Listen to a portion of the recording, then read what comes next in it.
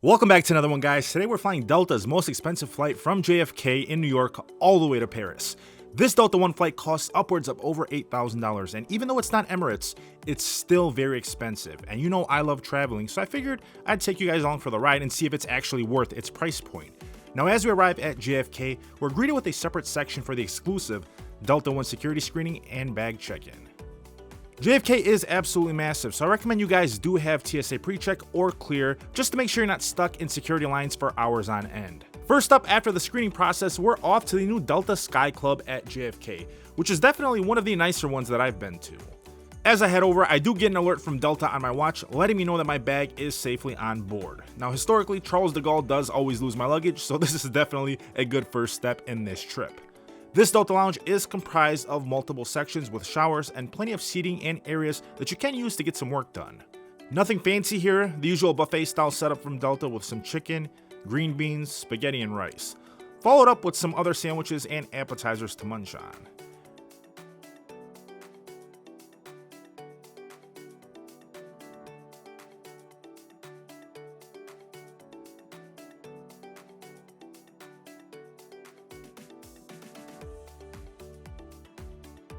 You even have quiet cubes with soundproofing glass if you need to make some phone calls. What I really like about this lounge is that you do have a ton of space, great views of the tarmac, and the super sick new sky deck where you can actually sit outside and enjoy the views.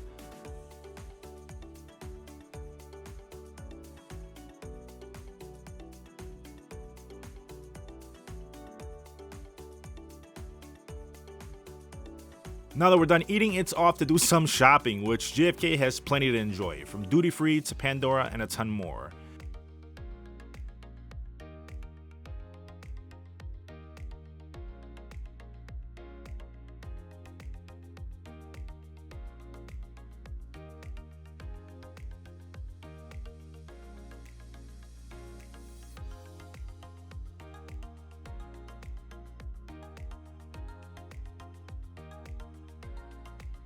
As of right now, my Delta app does show that the plane is boarding on time, which is usually the case. However, this turned out to be nothing more than a scheduled delay. Flight is delayed 3 hours. We checked out the Delta Lounge, the Amex Lounge, and here we are. Changed the gate 3 times, and now the plane's got some maintenance that needs to be done. Instead of leaving at 7:30, it says we're leaving at 9:30. We're boarding at 9:30, so probably leaving the airport at 10. Unbelievable. We go back and eat again? Yeah, I think we should just go eat. Or is that our plane right there? I don't know. We'll have to find out. And outside. Well, I guess with that happening now, we're off to the Centurion Lounge, exclusive only to American Express Platinum and Delta Reserve card members. This specific lounge consists of 3 floors with a speakeasy and amazing food, much better than what you usually see in the Delta Sky Club. The showers are amazing, plenty of room, and a ton of quiet space to get some work done. Which is exactly what I did until my plane was ready to board.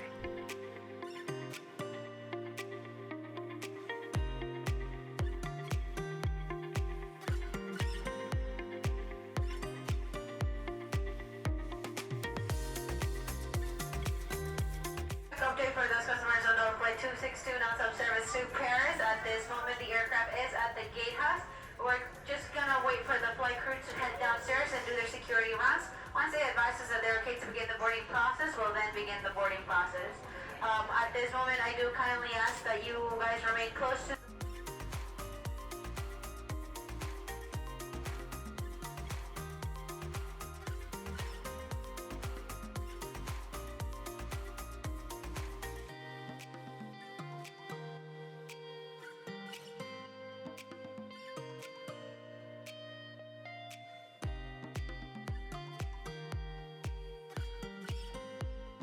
Finally, time to get nestled into our pod, which is decent for me. The price you're paying is for the comfort and dining experience on these long haul flights.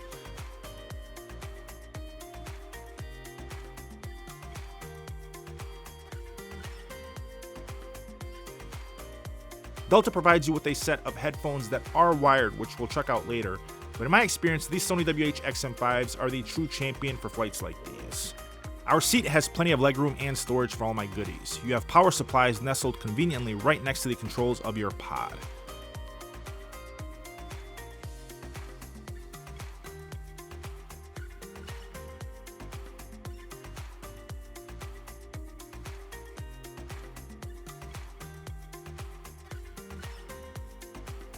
So plenty of room on this flight with the seat.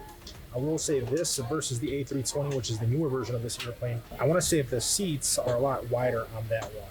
I believe if you were to rank them, the A320 and one of the other planes are in the top two as far as luxury goes, and then I'd probably put this one in third place. This is a 767-400, and the seats are a bit more narrow with this one.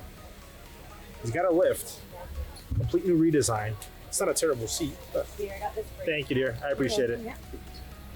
But I would say that obviously the A320 is a lot nicer than this one. Delta also gives us some slippers and a goodie bag with the usual toothbrush, paste, and whatnot. I've definitely had much nicer goodies provided to me on the Delta A320 flights. Now, as far as the touchscreen display, it's super responsive and it provides a long list of movies and other shows to watch.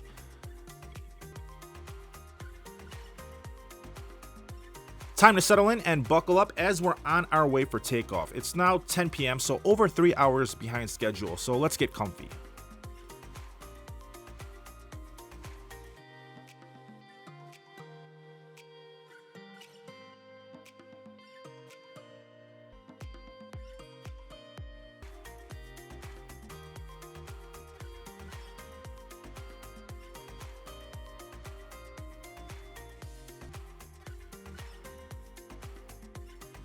Here are the headphones. Let's go ahead and check them out, which, as I expected, were terrible. Let's check out our food menu for the night. I'm definitely going to go with the braised beef short rib on this trip to start. We also have some basil tomato soup to accompany all the other appetizers and desserts. For the dessert, you know I had to go with the ice cream sundae.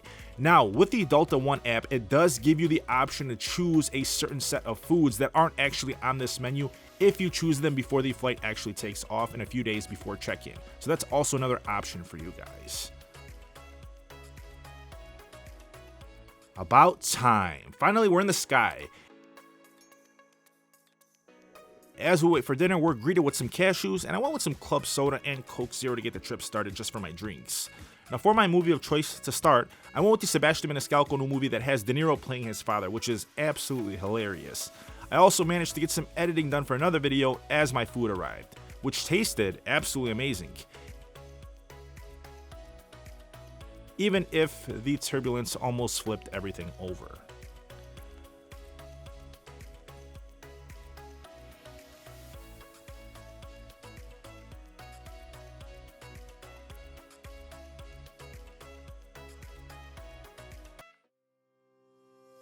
Afterwards, I checked out some other controls on this older flight, which gives you a remote that does control everything.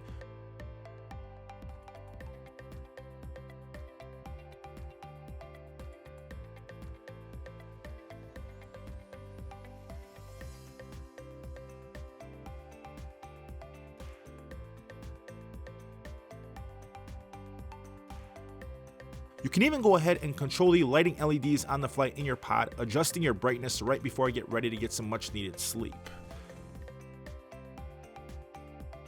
Which was super comfortable. Now, it's not Emirates, but definitely worth the money if you are traveling on these longer flights.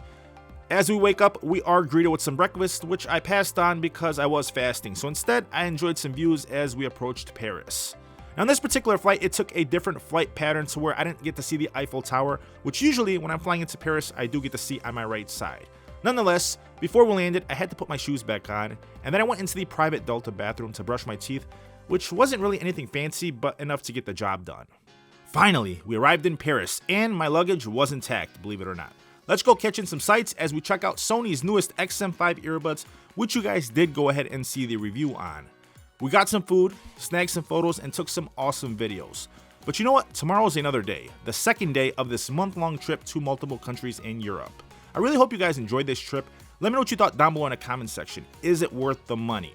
If you want to see more, make sure you guys follow me on Instagram and Twitter at DetroitFury. And if you enjoyed this content, please make sure you smash that like button for me, subscribe, turn on your post notifications. It really means a lot to me.